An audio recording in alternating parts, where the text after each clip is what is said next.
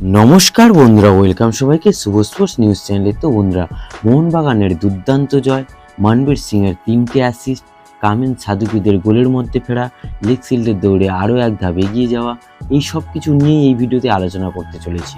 তাই সবাইকে পুরো ভিডিওটি দেখার অনুরোধ থাকলো। আর যারা যারা ভিডিওটি দেখছে সবাই প্লিজ লাইক ও সাবস্ক্রাইব করে দাও।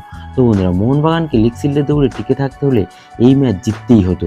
আর 3-0 ব্যবধানে জামশেদপুর এফসিকে হারিয়ে পয়েন্ট টেবিলের 3 নম্বর স্থান থেকে 2 নম্বর স্থানে উঠে এলো মোহনবাগান।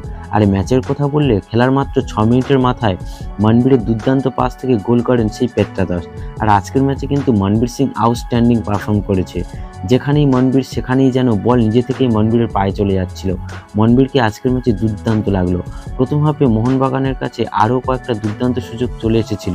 লিস্টনও এই সময় ভালো একটা সুযোগ পেয়ে গেছিল। লিস্টনের শট ভালো বাঁচায় জামশেদপুরের গোলরক্ষক। এইভাবে 1-0 গোলে ফার্স্ট হাফ শেষ হয়। এবার সেকেন্ড হাফে মোহনবাগান আবারও একটার পর একটা অ্যাটাক করতে থাকে ফার্স্ট হাফের মতো। তবে মোহনবাগানের পাশাপাশি জামশেদপুর এফসিও কিন্তু কয়েকটা ভালো অ্যাটাক করে, কয়েকটা ওপেন চান্সও পেয়ে যায় তারা। তবে বিশাল কায়েদ ভালো সেভও করেন। তাছাড়া মোহনবাগানের ডিফেন্সকেও আজ খুব ভালো লেগেছে। তো সেকেন্ড হাফে আবার সেই মনবীরের পাশ থেকে গোল করেন জেসন কামিন্স। জেসন কামিন্সকে আজকের ম্যাচে ভালোই খেলতে দেখা গেল। তার নড়াচড়া, বল পাস করা, গোলের জন্য মরিয়া হয়ে ওঠা, যেগুলো দেখতে আগের ম্যাচগুলো পাওয়া যাচ্ছিল না, সেইগুলো দেখা যাচ্ছিল এই ম্যাচে। আর দেখতেও খুবই ভালো লাগছিল। জেসনের আরেকটা শট পোস্টে লেগে ফিরে না এলে এই ম্যাচে জেসনের নামের পাশে 2টো গোল লেখা থাকতো।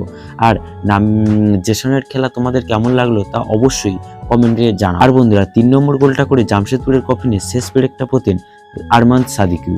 তো সেই মনবীর সিংয়ের পাস থেকে সাদিকিউ গোল করেন। আজকের ম্যাচে মনবীর সিং 3টে অ্যাসিস্ট করেন। আর মোহনবাগান 3-0 ম্যাচ জিতে নেয়। আর মোহনবাগানের জেতার ফলে মোহনবাগানের পাশাপাশি কিন্তু ইস্টবেঙ্গলও লাভবান হয়। কারণ ইস্টবেঙ্গলকে টপ 6-এর লড়াইয়ে থাকতে হলে জামশেদপুরকে হারতে হতো, আর সেটাই হলো। তো বন্ধুরা, আজকের ম্যাচে মোহনবাগানের কার খেলায় সবচেয়ে তোমরা বেশি খুশি হয়েছো তা তোমরা অবশ্যই কমেন্ট বক্সে জানাও। আর সবাইকে অনুরোধ করবো, যারা যারা ভিডিওটি দেখছে সবাই প্লিজ লাইক ও সাবস্ক্রাইব করে